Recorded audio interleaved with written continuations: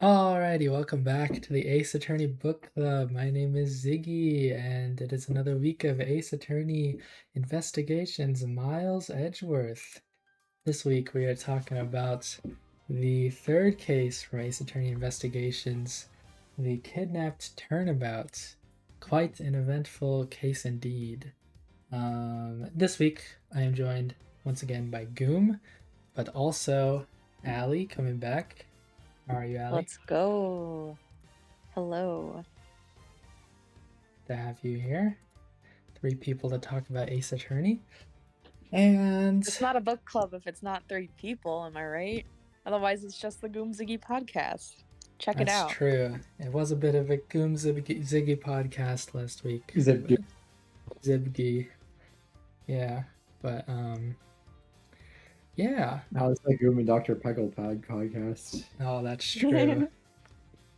It's true. I have my name as that on Discord, although it won't be reflected in the video at all, or the audio. So You're not gonna use Peggle footage this time? no, I'm not using any Peggle footage. Oh shoot, I just realized I forgot to change out the freaking images on the thing. I need to do that. Anyways, Oh my God, why I do that? Why don't I mean, so you weren't here for last week, Allie. Did you catch up with those cases, or did you just go straight to this one? No, I did not. I just started with this one. Okay, so then maybe as a bit of a Well, I got like halfway through the tutorial case, but I did not start the second one. So I kind of got a glimpse into how the game works, and then I figured it out kind of during this one. Okay. But the way they do it on the YouTube video is so weird because the screen, it's so tiny, like the options. So I don't see a lot of the dialogue very easily, and I keep forgetting to look at the screen. Probably because So it's they're like doing I'm it just on the watching DS of the a one show. you're watching. Yeah, they are. Is my guess. Yeah. Yeah, the Chad remaster with the larger screen size. Yeah. That's So the I'm version playing I'm on. playing. But maybe as a bit of a preamble, I mean, you got any thoughts on the new style of gameplay that is being shown here with all the 2D sprites and stuff, and then like you don't really have arguments in court at all. You just have arguments wherever. No court, no trial, wherever no judge. Edgeworth crazy. feels like it. There certainly is no court in this game. Yeah. How does that just feel? Field work. I don't know. I really like it. It's especially coming right after the first game. It's fun to see like Edgeworth's side of it. It is a little strange because I think I mentioned before with the Pixel Partners playthrough I'm watching, they didn't play it in the order that we were doing. They played it in like chronological as the games came out, I think, or whatever the correct order is. I see. Yeah. And so they like are referencing or reacting to characters in certain ways. Like they got really excited for Emma Skye, I believe her name is, the science lady. Well, she's in a Ace Attorney 1. She's only in Ace Attorney 1? She's in Ace Attorney 1 is what I said. I know she is in Ace Attorney 1, but they were reacting because they were really, really excited for her coming back. And we're being like, it's young but old Emma. And they were I don't know, very hyped for that. So I'm getting a little bit spoiled for other games, but it's also mostly just getting me hyped for them, and I gotta keep with it. Yeah, because I'm really enjoying this. I am really enjoying the style. I think it's cute. I wish I was doing it myself. I feel like this specific style of gameplay is a lot worse to watch. So I'm having a little bit harder of a time. Like, I feel like staying focused. I see. Because again, so much of it is like on the little screen. So everything where they're like trying to pinpoint a specific location, that's like super duper small. So it's kind of annoying. Ah, well, that's trying to record DS gameplay for you. Better. Having the 2 screens makes things weird. Granny. Yeah. Ah, well. How about we get into this case, though? How about it? I guess I'll go over my just basic overall thoughts for the Kidnapped Turnabout. This case, basically, involves Edgeworth bringing in some money for a kidnapping, like a ransom, and getting captured himself, meeting some important characters like Kay Faraday and Yeah, he's trying to get rid of the suitcase he got in the last case, too. yeah, Shilong Lang, and it's a very interesting kind of thing. Definitely can you filled believe with it? a lot of references. We finally have the rest of the main cast in case 3 of the game. Yeah, we have some people. I think this is the case where we finally get to see everybody that's on the box art. So It is. that's crazy. Oh, they even mentioned that because they're like, we've been putting these people on the cover, the thumbnails for so many episodes. We finally get to see them. Yeah. So even though I missed out on the last 2 cases, I picked up on that at least. that was a little weird. But I freaking love the new characters. I don't know. I think they're really cool.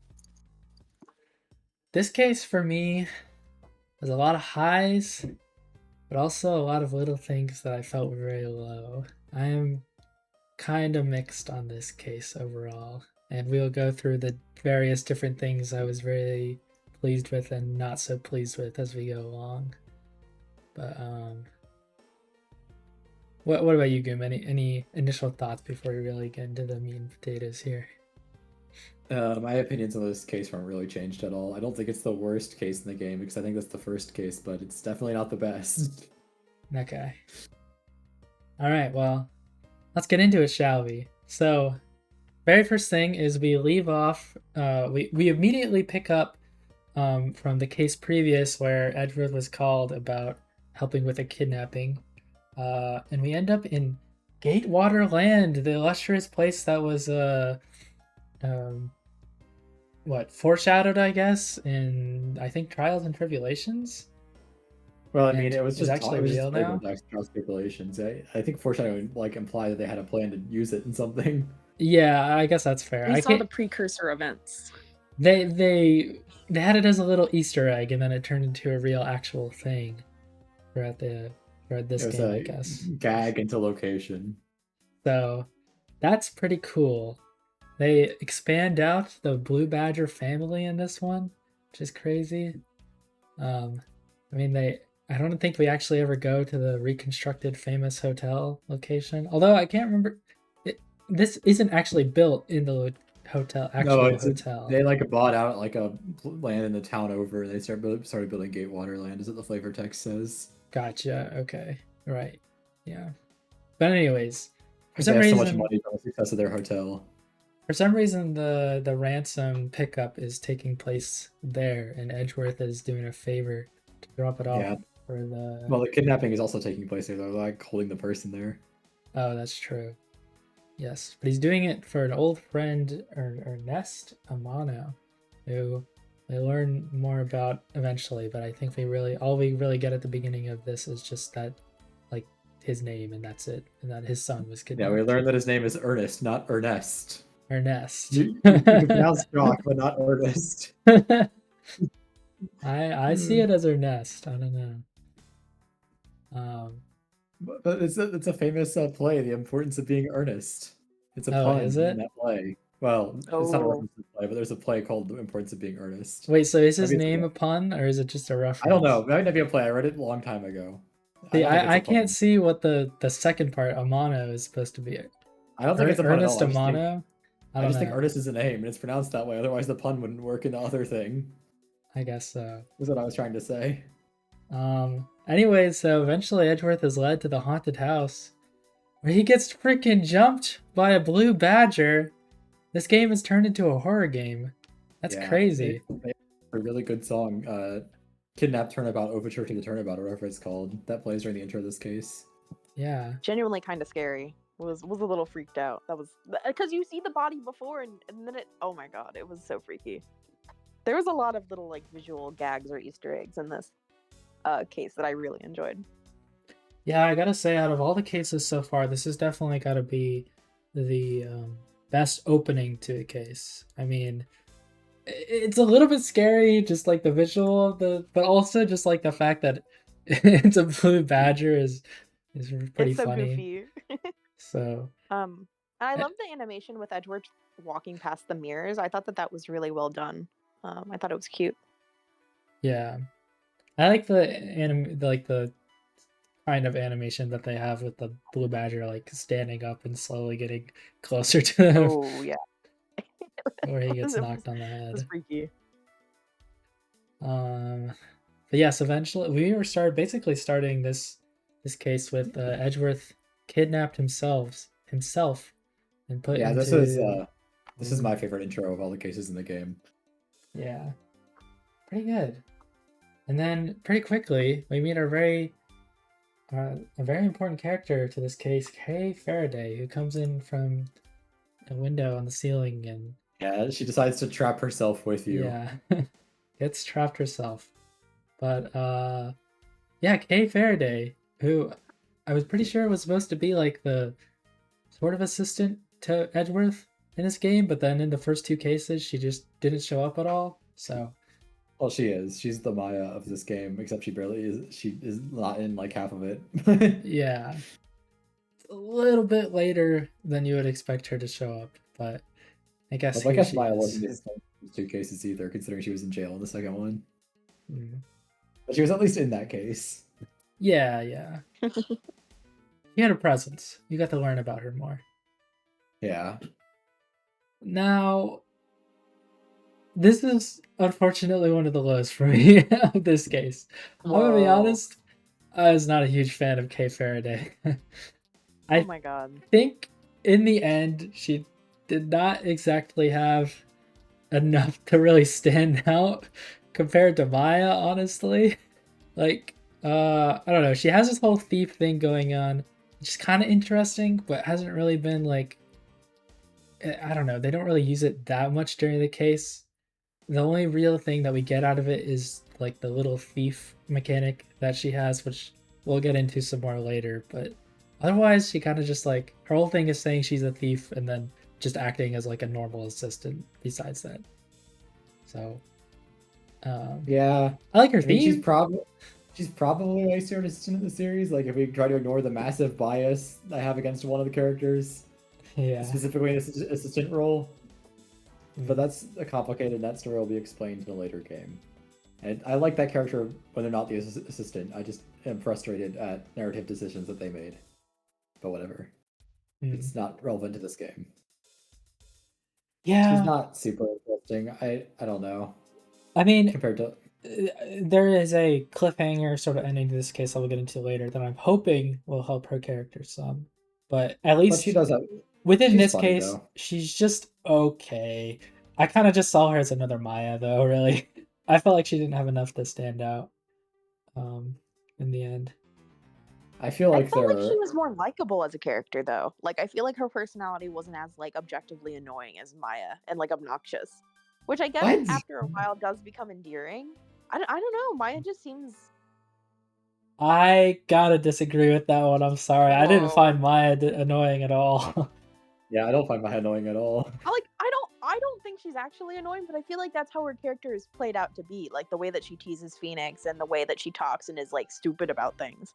Is, like, she's kind of an obnoxious character.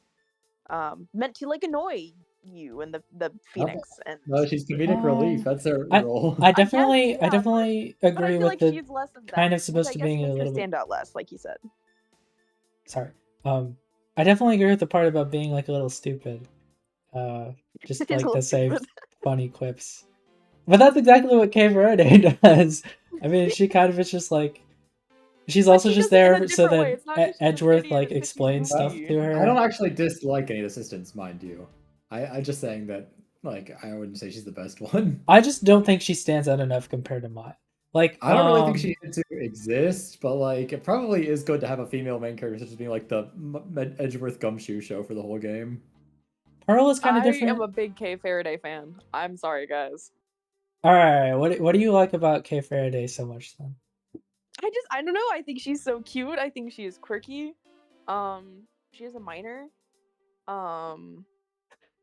And that's not why I like her. I was trying to say that as a way to like I don't mean it in any sort of way like I do for other characters. I think she is she's a good assistant. I think it is a little weird for game devs for all of the assistants to be like 17 and then become like 18 and above over the course of things. I think that's a little sauce, game devs. Especially because they are like lead female characters. But I really liked her entrance. I like that she's like clumsy and goofy. I think she just has a quirky personality.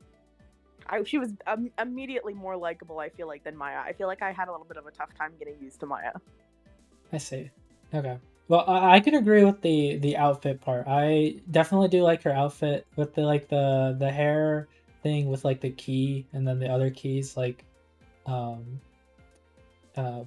being on this side of it. I don't know exactly how to describe that, but her They got outfit's better good. with character design. I think it maybe is a bit better than Maya's. So Emma's outfit in this case is better. Oh okay. yeah, it's. I have to defend Emma. I love Emma. Yeah. Just wait until, well, since Well, Allie already yeah, knows, yeah. I guess I won't be so coy about it. Just wait until you see adult Emma, even though she's adult in this game. Emma. Technically. I cannot wait. Yeah. As soon as they were like, "Oh my god, young old Emma," I'm like, "There's more of her." She sticks around because I do really enjoy her character as well. But she's not as obnoxious as Maya either. She's technically an adult in this case. But I don't know. She's not the adult Emma, so. Oh yeah, I was looking back at my notes. I literally had written down Kay is kind of stupid. So there you go. She is kind of stupid, but it's fun. It's okay because it's funny. Yeah. She's just like me though. I don't know. I love her. She spends a lot of this case on the side quest to get the photographs of the badgers, which I think is a fun like side thing, just ongoing. That's absolutely something I would do too. I think I just like I very much kin her as a character. She's just a goofy guy. All right. Well, we learned some information from the room, and eventually able to make it out by finding like a trapdoor below, and then I guess getting a ladder from there. I don't think we actually ever learned what is like. It's a ladder to get into the Undercroft, which has like machines in it. Yeah. There's not actually an exit in that room from the underground, but the ladder is just a ladder, so you can pick it up and move it to the window that Kate jumped in from. I see. Okay. And they do establish in the other room, which is identical, which is weird that the one is and the other isn't.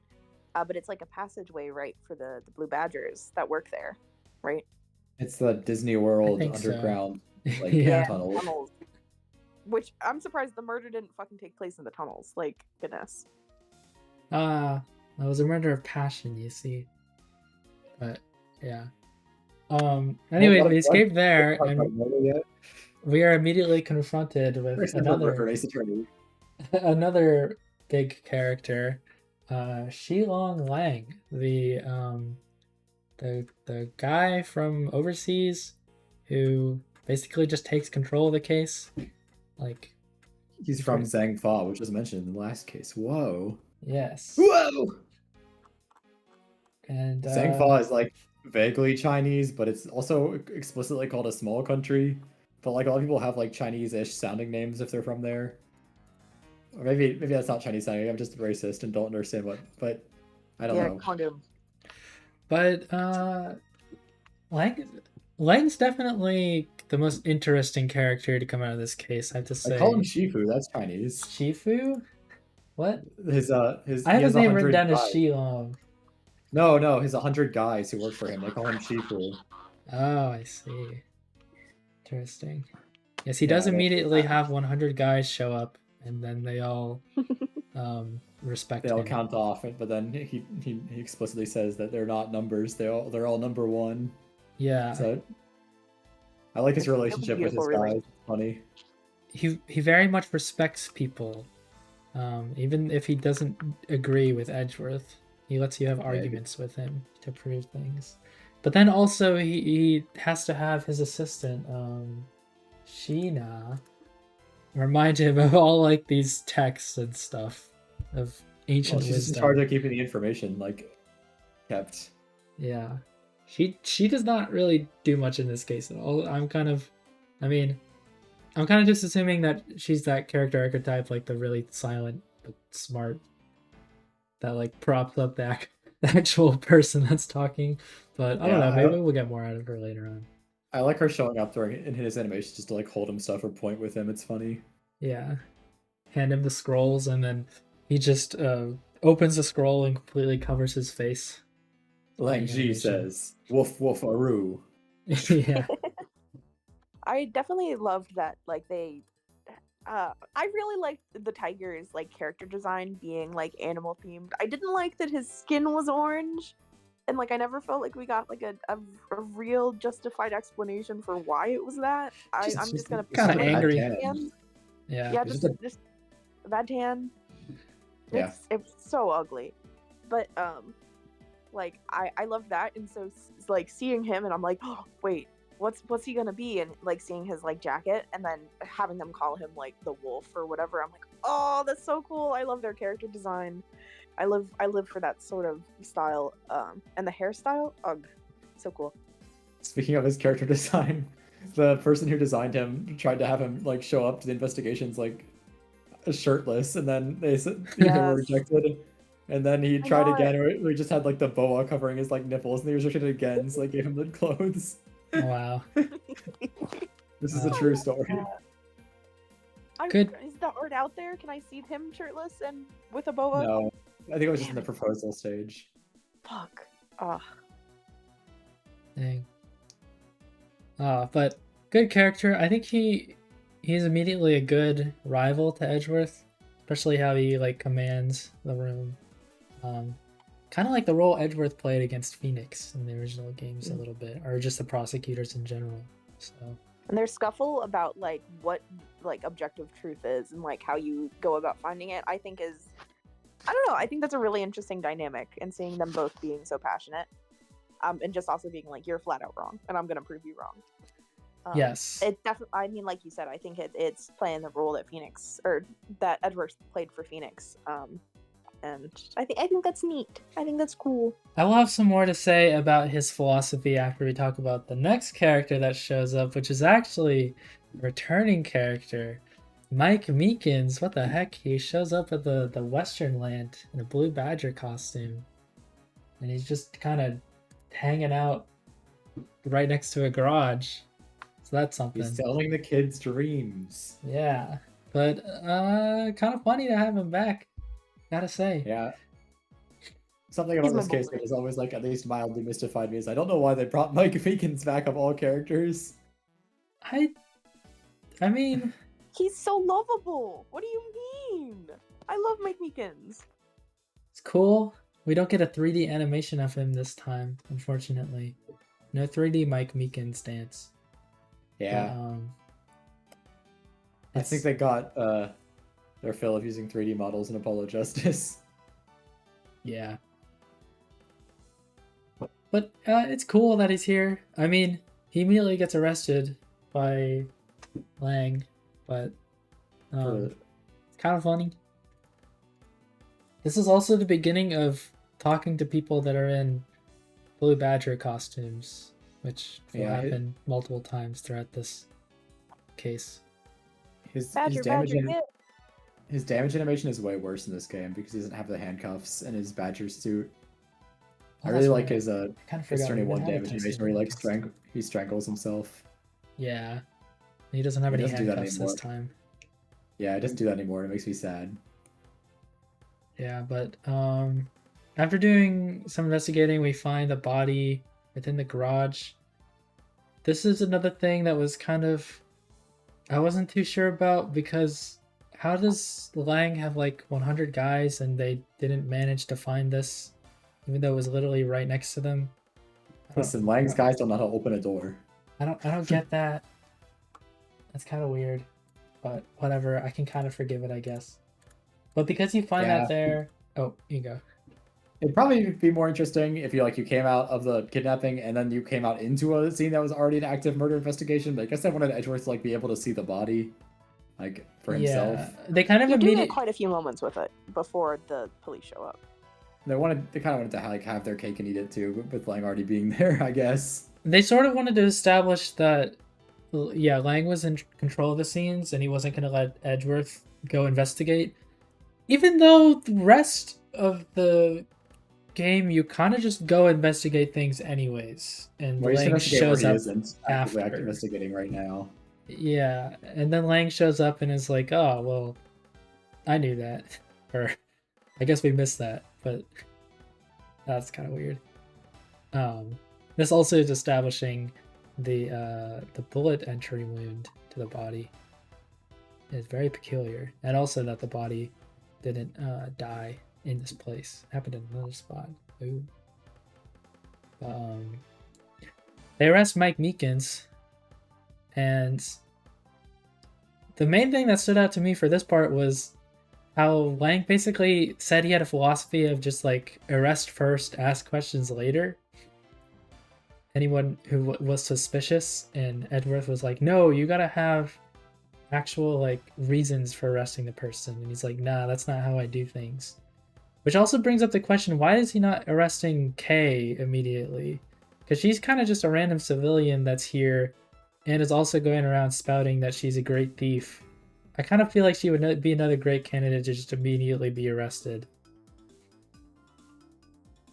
But she's not involved in what he's investigating at all. He's investigating a very specific thing during this entire case. I guess with that reveal later on, that kind of makes more sense, but I don't know. And you think at least the Meekins arrest also makes sense because he knows there. Part of the reason why he's here is because there's corruption behind the scenes that he's also aware of, which is why he doesn't like, which is why he's being antagonistic towards Edgeworth.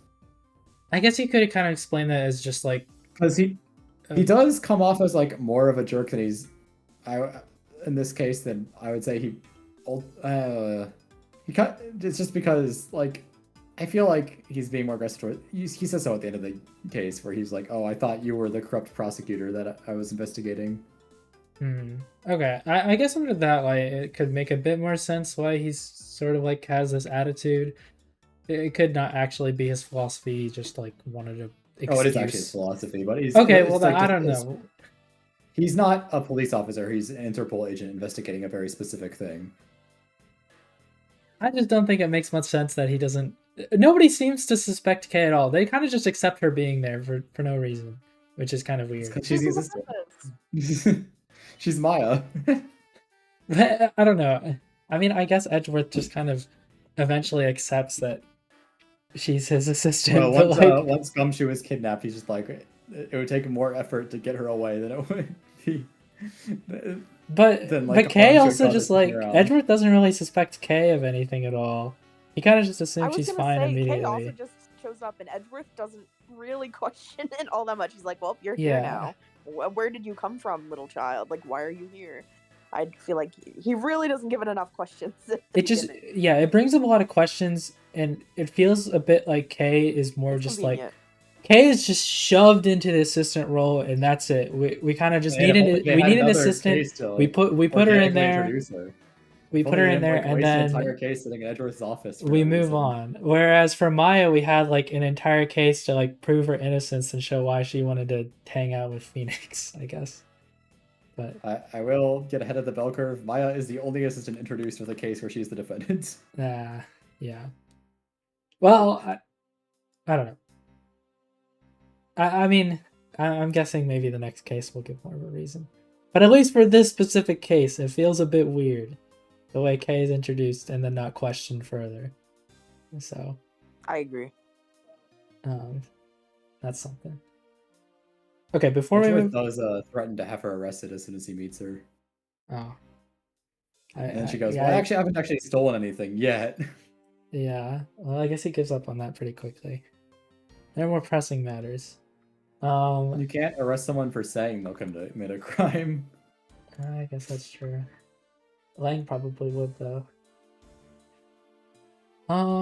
Okay, before we move on, last thing I want to say is I imagine Lang's voice as the kanji voice from Persona 4. I don't know. Yeah, he also has a special non-objection voice line. He has not so fast. Yeah. I just feel like that voice fits him. Alright. Moving on. Eventually, we get done talking with Lang, and we move over to the stage area There's actually, if I remember correctly, there's a reference to the Gavineers in this, which is a game that The we Gaviners. haven't. The I always say Gaviners. I It don't know if it's hasn't correct or happened not. I yet. just know I always say it. Just like I'm just preempting. So that's something. And Troupe Grammar, which I will not elaborate on. That's also from Apollo Justice, but they're just in text. I don't think you can even get dialogue about them. But we get to meet the Pink Badger here, who turns out to be none other than the famous Old Bag. Yeah, the second appearance of the Pink Badger. Yeah. This is the second appearance of the Pink Badger because she was in Trials and Tribulations. As a representation of the chief of detectives who was in this case, his rocky relationship with his wife. Yeah. Did you talk to the chief of detectives in this case at all, Ziggy? No, not in this case. I saw it. He's in the like entrance to Gatewaterland. I think you have to like walk back there to talk to him. I forgot to do it. Oh no, I didn't do that. But he brought his daughter to Gatewaterland to show her the badger that he created. It's like, look, Dad made this, and then she's just scared of all the blue badgers. It's because of the eyes, but specifically because the eyes look like her dad's eyes. He's like, I modeled the eyes after my own, and she's like, I know, that's why it's scary. Yeah, I didn't remember all the Shoot, details. I didn't know I could go back there. Incredible side dialogue from the chief there. I love him. Yeah. I need to do some more investigating. I can't believe I actually missed it this time. I just remembered it from other playthroughs. It's a rare case, right? Okay, maybe I jumped ahead a bit here because now that I'm looking back at my gameplay, I realize that you actually meet Emma Skye before Old Bag. Well, they're in the same room. So also same area. When I forgot to mention this, but like when Gumshoe's being taken away from you, he comes back to like show you where the witness, aka Old Bag, is. They use the new Gumshoe theme song that they like remixed his theme for. I think for the first time randomly. Yeah, I did notice that for this case there was a new Gumshoe like rendition, and I was like, why did they use the old one before? I knew there was the new Gumshoe theme song. I was like, is this from the... I literally like paused my game. I was like, I know this song exists. Is it from the second Ace Attorney Investigations game? So I went to go look it up, and I was like, oh nope, it's part of the first one soundtrack. Why are they not using it? I just didn't talk about it then. I noticed it like all the way back then. Yeah, they used the original Gumshoe theme in the first two cases, and then they randomly switched to the... they used the old one in the first two cases, and then they randomly switched to the new one in this one. I don't know why. It's because he finally admitted that he loves Edgeworth and that he is his partner. It's also because he got his salary cut for an 8th time in this case. He did seem to have more respect in this case. And by respect, I mean Mike Meekins respected him, and that's like it. But also the guy who lets you into the kidnapper's hideout later is a Gumshoe fan. Oh right, yeah, two Gumshoe fans. That's an all new record. It is. Well, Mike Meekins already said that his dream was to be like Gumshoe back in Ace Attorney 1 when he was in his first case. I see. But yes, Emma Skye shows up, and she's got a hat on now. She was supposed to be the main character in this game. Yes. When they were like originally toying with the idea of an Ace Attorney game where you could walk around and investigate crime scenes, there was like, oh, we can make an Emma Skye game. I don't really know why, considering she was only in Apollo Justice and Ace Attorney 1 at this point. Definitely not as popular as Edgeworth. So yeah, I think they made the right call, but yeah. An Emma Skye game would be cool. But yes, she is kind of grown up now. Apparently she's come back on spring break. And are there any Ace Attorney games with a female protagonist? Sorry. While we were talking about it. I think kind of. The 5th and the 6th one, kind of. Okay. I can never remember what it's called, but that the thing where you have like two women talk, like have one conversation about something that's not related to a man. I wonder how many the thing that was proposed as a joke. Oh, it was proposed as a joke? No, it's not meant to be a serious thing. It's not meant to be. I take it seriously. So many actual like important things fail it just because like incidentally there's only like 2 characters and they're a man and woman. Every single thing like that fails. I mean, Ace Attorney should be doing better. There's enough female characters. I mean, It's it definitely does not because you're pass. playing as a male and everything is from his perspective. So the only person you ever are a male. I'd argue it passes though. Like in Ace Attorney 2, Regina and Maya have a conversation about like just random crap all the time. It's just as long as Maya's on the screen, she'll talk to whoever about whatever. That's her true. job. I wonder if it would pass. I mean, it does, but it's not a great criteria for judging any work in my eyes. Which I mean, like, is understandable considering it's a joke. But Emma Sky is a DS. She plays on the DS in one of her animations. That's pretty cool. It's like a PDA. I haven't realized it's a DS. Nah, it's a DS. I mean, Okay. it's got 2 screens. It gets Yeah, flips up. What else? She doesn't could it provide be? you. She doesn't provide you with a touchscreen gimmick minigame, unlike an Ace Attorney 1. So, what really is she there for? That is the question. I gotta say, I don't really know why Emma Sky is here. This was around the point in the case where I was like, it kind of just feels like they're referencing stuff for reference's sake, and that's about it. No, they just kept adding new like old characters. It was Mike, or it was Meekins, and then it was I mean, the whole setting Bag itself is a big reference immediately. to Blue Badger and Gatewater Hotel stuff.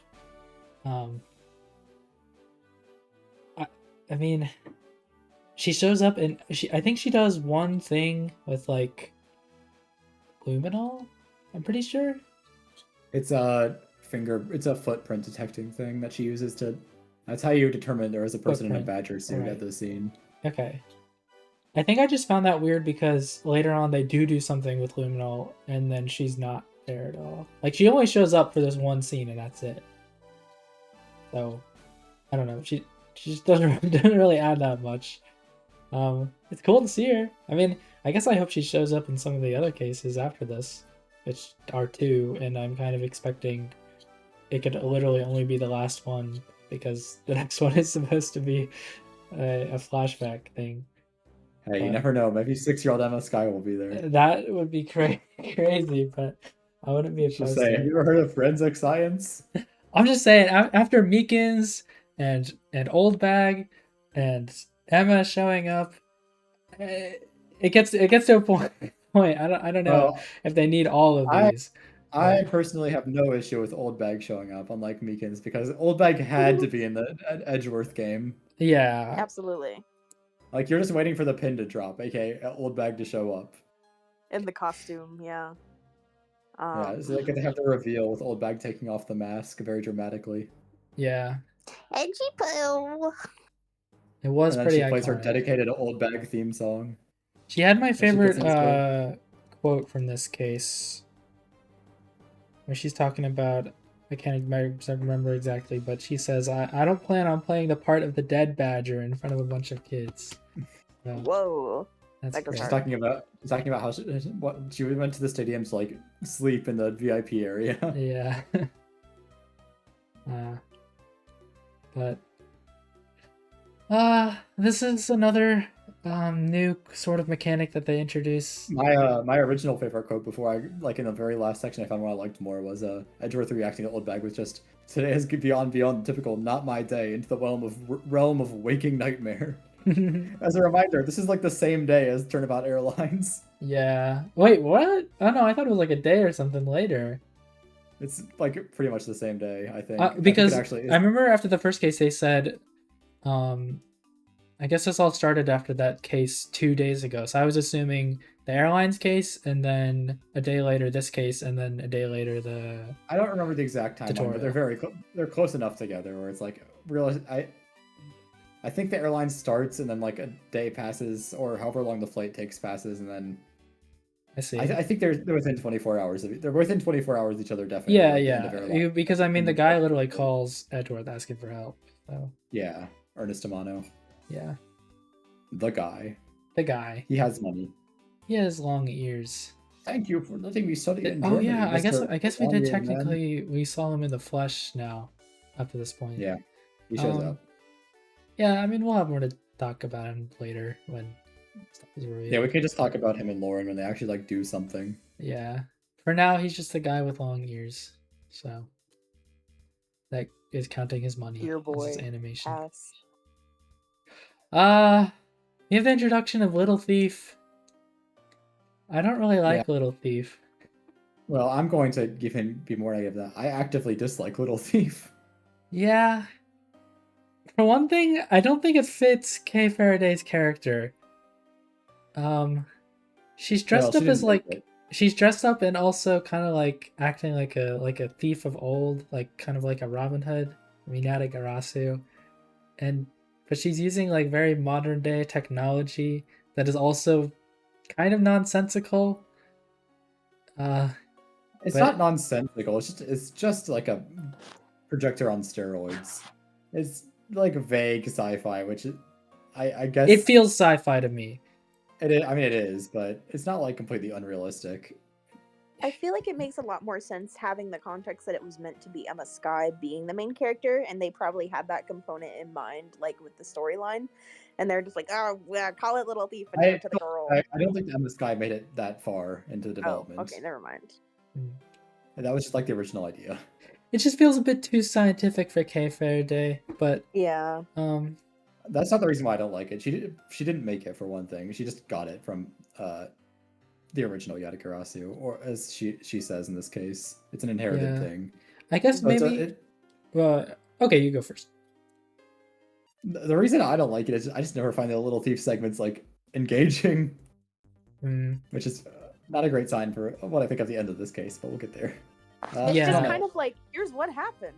No more looking. Well, you get the one instead of like listening to like actually good investigation music, you get the Little Thief song, which I don't like. The entire screen is like green now. I see.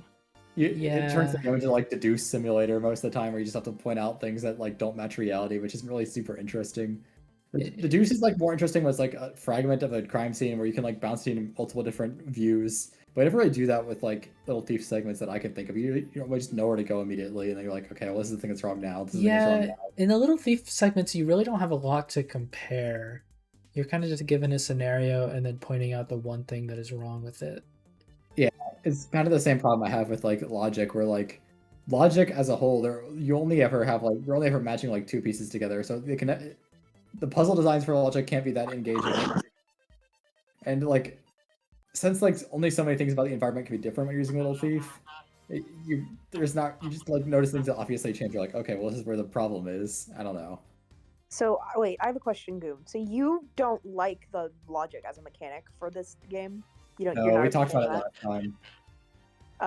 That's so interesting because when I was like discovering it as a mechanic last week when I was trying to watch the case, I really thought that like would help streamline some of the complications and the issues that make the like storyline hard to follow, or like parts where you would get like caught up on. Like I thought that would be like very helpful for making it more obvious to the player. So you don't. I don't remember exactly what I was like saying about it last time, but part of what I think is good about Ace Attorney is that you have to make like leaps yourself occasionally in testimony, and I think it's a problem with the Ace Attorney investigations as a whole, is that it's just a bit too easy for me. Mm-hmm. Where this is like by far the hardest Ace Attorney game to die in. Yeah, no, that's fair. They give you like double the health, they give you constant healing, and like most of the time there aren't very hard testimonies, and when they are hard, it's just because like the script is bad, not because like they're making you do anything super like difficult to think through. Which I have a complaint coming up that has been fixed in the remaster, but whatever. I'm still mad about it. Okay.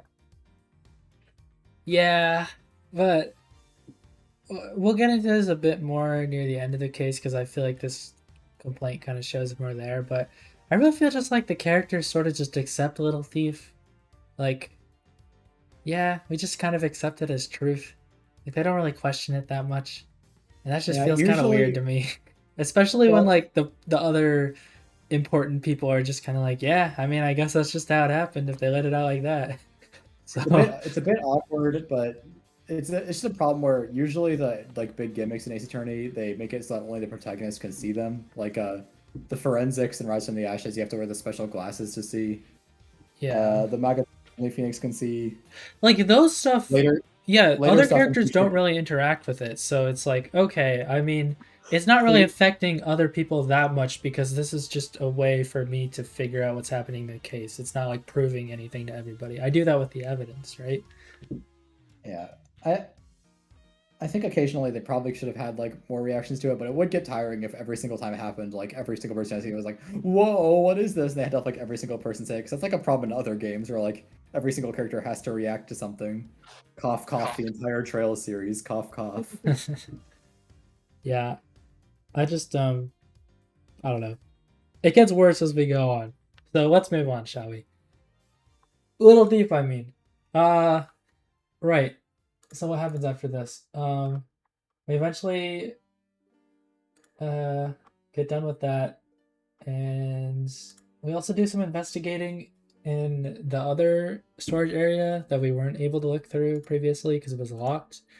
And apparently Long had already searched through this, but we also find like a trashed up costume here, which is something. I don't know how he didn't find that, but sure. At a certain point within this, we also get introduced to another character. Her name is Lauren Palps. I believe it is Pops Lauren Pops. because they lollipops. She has a ring pop and Oh, yeah. I'll do it. Got some good animations, funny animations. I like how she wants to cut her hair, and also that she has a ring pop. I like how they imply through character design that this has happened in the past because her hair is like really long in the front and really short in the back. Ah, I see. But she's okay. I like the joke that she instantly just starts crushing on Edgeworth, like basically as soon as she sees him. Edgeworth like glares at her. She's like, "Ah, no! You always fall for the serious I ones." wouldn't, honestly. They had to introduce a character more sympathetic than Meekin, so you would have someone to actually want to save from being accused of the murder. Yeah. Meekins and whatever. We once again get another reference with a debt collector, a letter from Viola from Trials and Tribulations I don't really from mind. Tender Lender. This one is a bit more Like- subtle. It doesn't really stop everything to have it happen. I mean, it's Edgeworth fine. doesn't even know who she is, so Yeah. he has no reaction to it. Yeah. Speaking of reference, there's also the secret Phoenix Wright in this case. I did not see a secret Phoenix, right? I think this is the one with Phoenix and Maya and Pearl in it. Let me look it up. But they're in a boat in somewhere. I missed it, but I've seen it before. Yeah. Let's see. But yeah, I mean, you just learn about her, and she's important later on. I don't know. Besides being like the sort of like person you need to save in this, I didn't really feel like she stood out that much more. Besides that, she's just okay, I guess. I don't Yeah, know. he's also in the entrance area of Cape Waterland. He's on a boat with Maya and Pearl. I thought that was this case, and I was right. I looked it up. Let's see. Okay, well, any other thoughts on Lauren Pops? No. Okay. Well, finally, we get back over to the entrance to that Gay Waterlands, and we Gay basically Waterland. it's a Gay Waterland, and we go through a bunch of testimony. We also finally get to, I mean, we kind of met it for a little bit earlier, but we meet Lance Amano, the son who got kidnapped. And I guess Lauren is now getting accused of doing the kidnapping for the ransom. Well, she admits that she helped organize it. Yeah, and basically, you gotta prove that the guy that got killed, Oliver Deacon, is actually her father, but she didn't actually kill her father, or something along those lines. Yeah, I've always found it like really obvious as soon as that thread is introduced, because they introduce it in a way where it's like, oh, you talk to her in the lobby, she's like, I haven't seen my dad in 10 years. And then Gumshoe goes like, by the way, this guy, He's actually a criminal who was arrested 10 years ago, but he got out. And I'm like, okay. And and then the file's like, he had a daughter. And I'm like, okay. This sure isn't awfully specific. If they maybe this should have been placed like a scene apart, so you would have had time to forget. If you weren't paying attention, you know? Yeah. It's pretty obvious, especially with like the whole keychain thing as well. Like, I mean, that's what you used to prove it. Yeah. But it's pretty obvious before that point. Now that part was pretty understandable. Unfortunately, I died during one of these testimonies. Oh my gosh, it's the one I was going to complain about, but they slightly fixed in the remaster. Because they had this whole testimony about the stuff that happened at the stadium where the Badger came along and had the suitcase in their left hand and the gun in their right hand. And you had to prove that the father couldn't have done it because he was holding the gun with his non-dominant hand. But I kept getting extremely tripped up by this because I was thinking, well, if they are the bad Badger and they have like the fake gun in their right hand and the suitcase in their left hand, then that means the gun wouldn't work. But I don't know. This made like no sense to me at all. The explanation that he couldn't use the gun because he wasn't using his dominant hand for it. Theoretically, that wouldn't be a problem anyway, because it wasn't that she was like actually going to be shot. It was that she thought she was going to be shot. So it wouldn't matter if the gun was fake or not. Yeah. They should have special like damage testimony for that though. But it just completely threw me off, the whole fact that like the suitcase was in the left hand. I took damage about that, but it makes sense ultimately. The I testimony in this case that I think is bad is there's a Lang argument, I think after that one, where he's or maybe it's before, where he's talking about how the kidnapping was organized. So prior to this, you have the investigation in the kidnapper's room where you establish that there are 3 kidnappers because you see 3 coffee cups and 3 chairs. This is immediately after the testimony where you like say, oh, they're father and daughter. And then in the original translation, the hints for this like are really bad. Like Edgeworth says things like, "Oh, we need to prove that they didn't organize this together as father and daughter," and what you actually prove is that there were 3 people there. Yeah. But in the remaster script, they fixed that because it always tripped me up. And I was playing some of the DS, I'm like, okay, I have to prove that she didn't know that she was her father somehow. But it's not what you do. You prove that there were 3 people. Yeah. They fixed that because they made the hint instead. We need to prove this wasn't organized by a father-daughter pair, which I think is a much better way to word that. Oh, that's so much better. Yeah. Yeah, no, Pixel Partners got hung up on that for a freaking like whole 30-minute episode. That specific section. Yeah, it's really bad wording in the original script. That's why I was impressed by the remaster fixing it. I guess this sort of little section of the game had some trouble with it. I don't know if that was like that might have just been like the original English script only too. I don't really know Japanese. I've never played these games in Japanese. I mean, it probably was just the English script.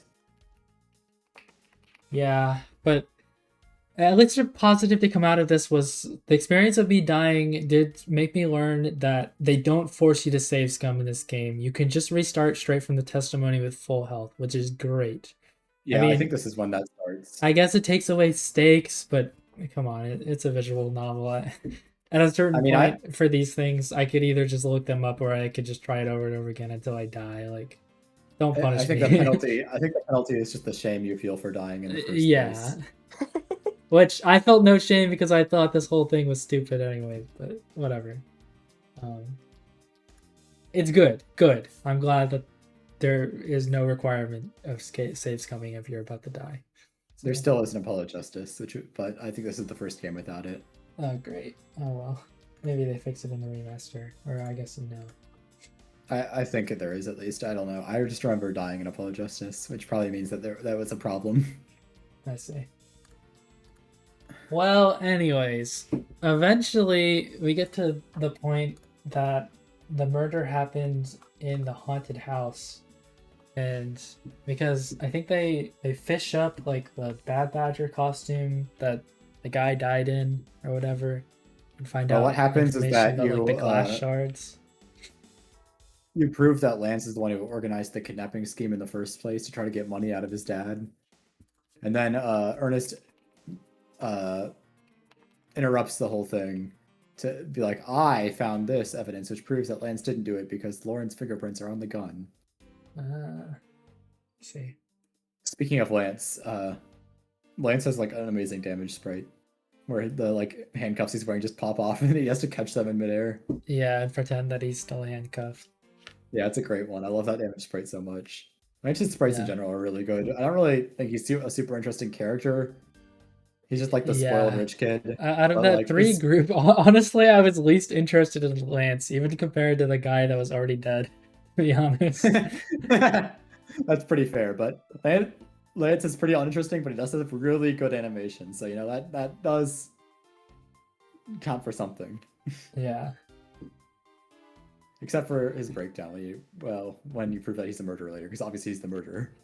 He's the one who organized everything. Yeah. His breakdown's not really Around this point, it's pretty obvious he's the murderer. It's just getting to the point where you prove it. Yeah. And you're about to go to the haunted house to prove it, but Ernest is like, oh, actually, by the way, I passed the owner of Gatewater Land on the way here, and I bought the haunted house from him, which is a thing you could just do in like 5 seconds, I guess. And also, for some reason, I guess the police just aren't allowed to get warrants for things at all. I don't know. They can't. I mean, you can buy a property, but that doesn't. I don't think that means that the law enforcement can't just enter it. Yeah, so this is the part where we come into me waiting to say this. Ernest Amano, his role in this case is incredibly half-baked. It is by far the weakest aspect of the case, and it is also like the most important part of this case in the long run, so oops. Yeah.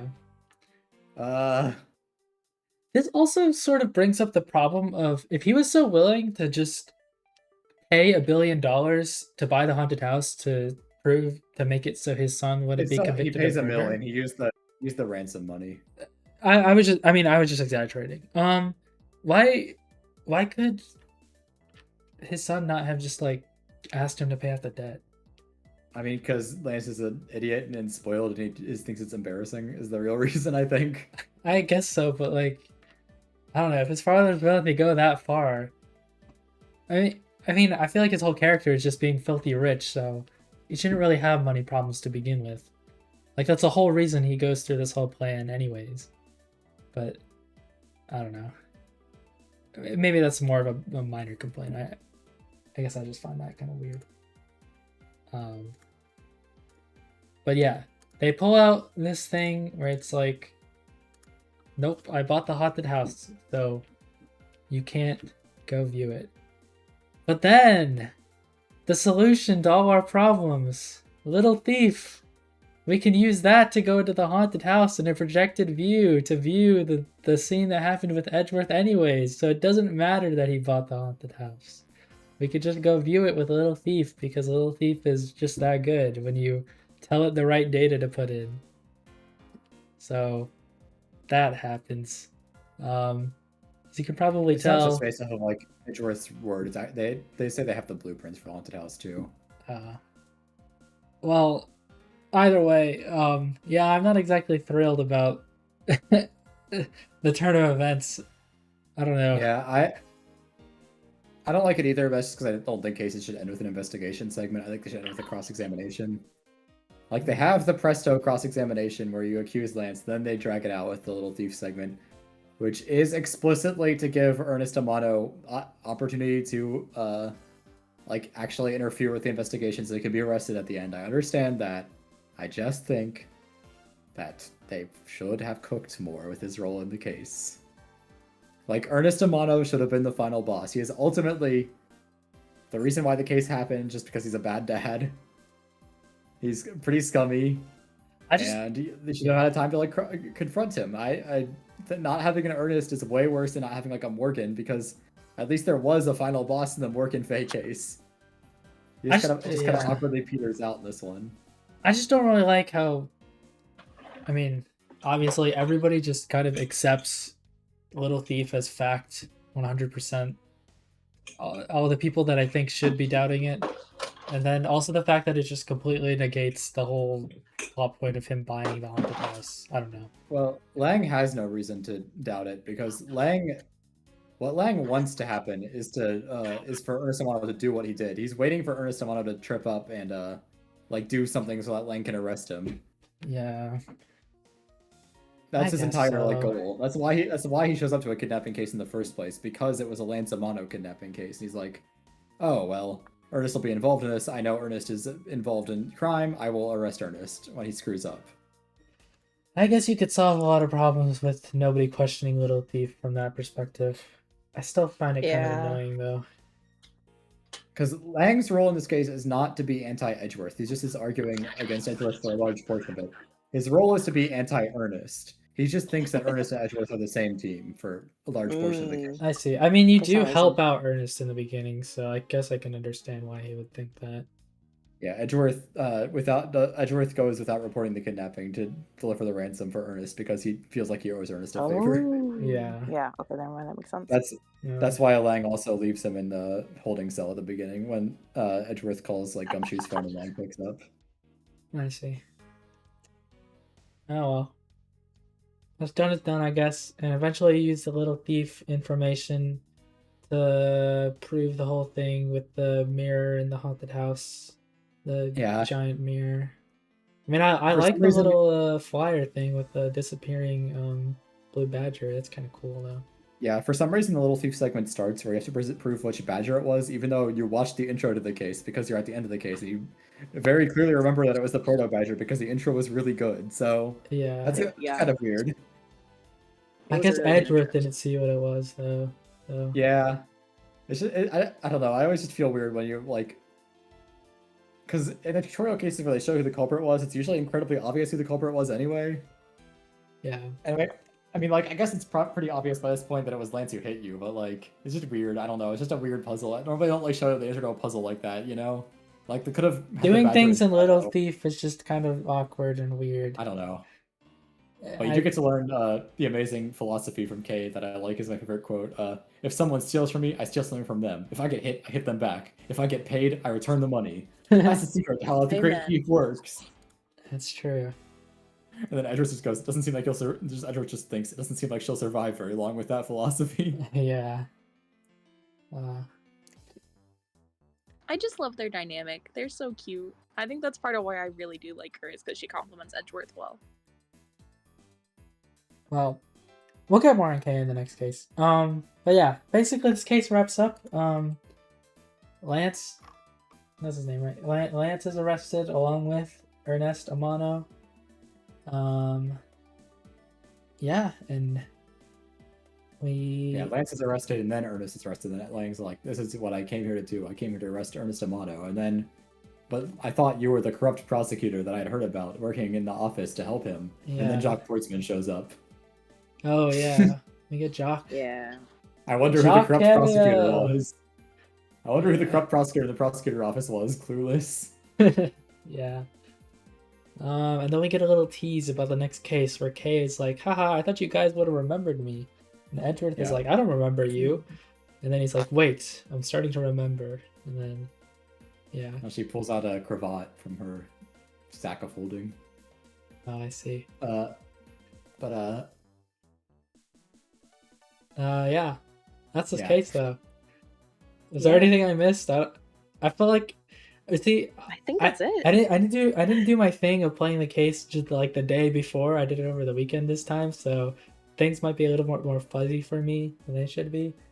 But I feel like we pretty much covered everything. Unless you guys think there's any major things. No, I mean I think we covered it. Talk about.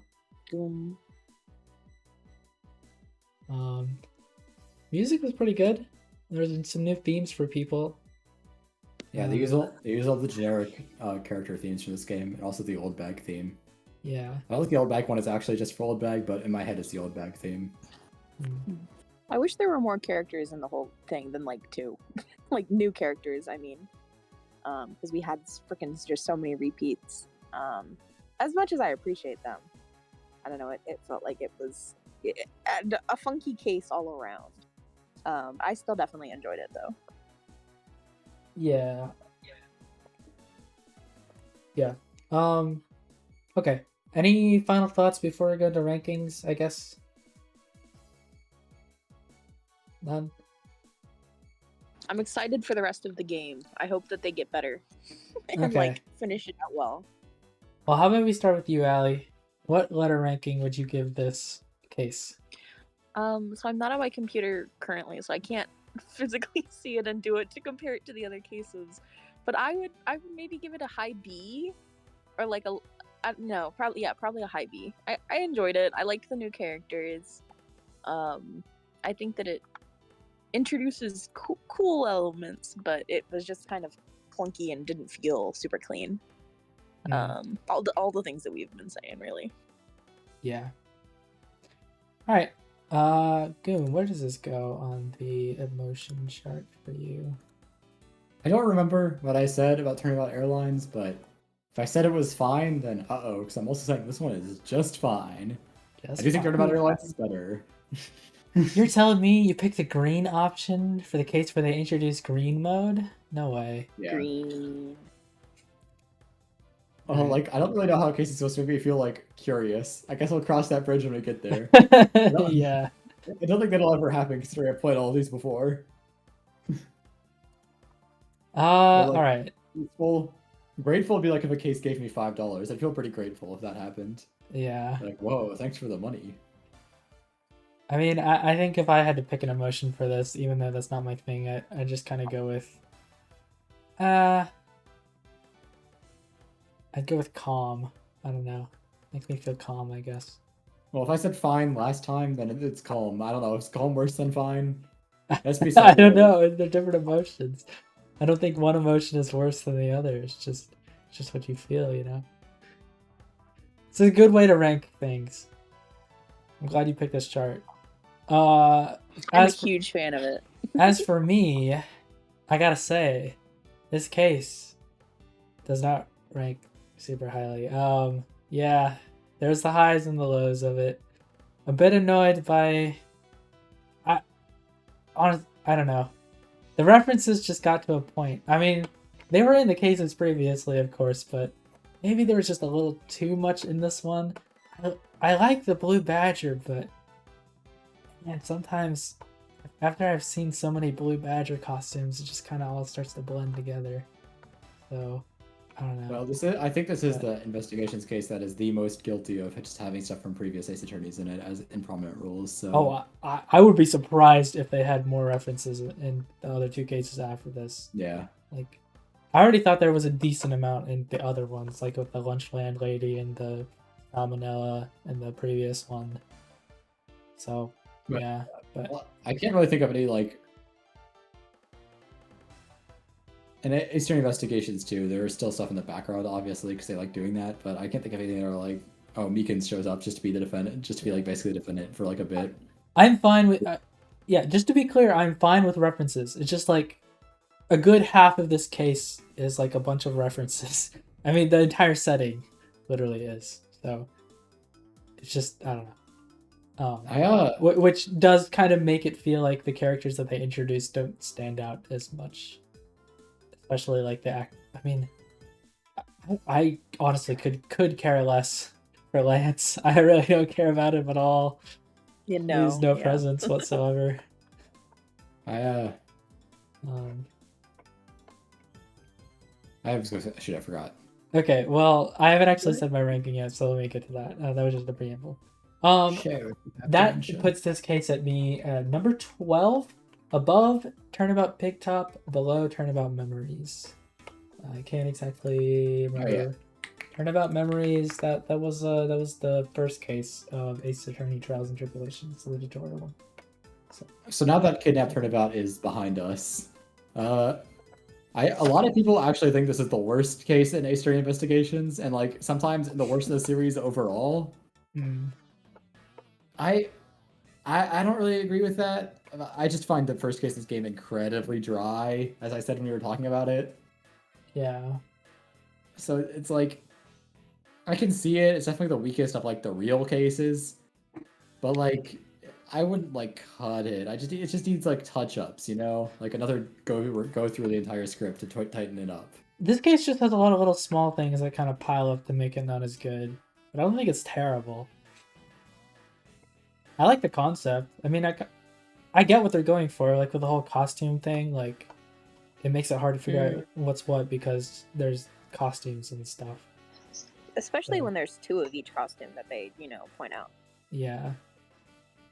Oh yeah, by the way, the proto badger that you talked to is the bellboy. Oh, I did not know that. The I frick? forgot to mention that. Dang. Wow. I didn't notice that at all. Or even if they said. Yeah, I don't know. They never say, but he has the same speech pattern, so it's heavily implied. Oh, I see. Should have been paying more attention then. Yeah, I mean, this is not the worst case in investigations for me. Right now, that ranking is Turnabout Airlines, Kidnapped, and then Turnabout Visitor. So, best to worst. Okay, I was gonna say Turnabout Airlines better not be the worst. No, Turnabout Airlines, I really liked.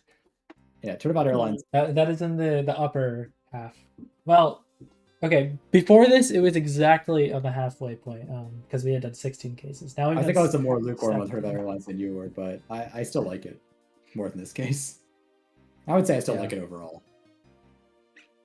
I still like this case overall too, just less than Yeah. Airlines. I mean, this one it's fine. It's not the worst. It's It's better just- than tutorial cases, besides Trials and Tribulations for me at least. Yeah. Uh, Well, as I said last time, we are done with like the underwritten tutorial cases now.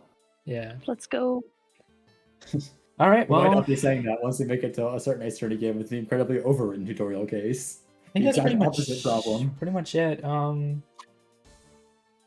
I guess we can start wrapping up here. Ugh, already. Allie, where can people find you? People can find me at your freaking therapist's office. Go to therapy. Freaking go get help, dude. Nice. Goomb, where can people find you?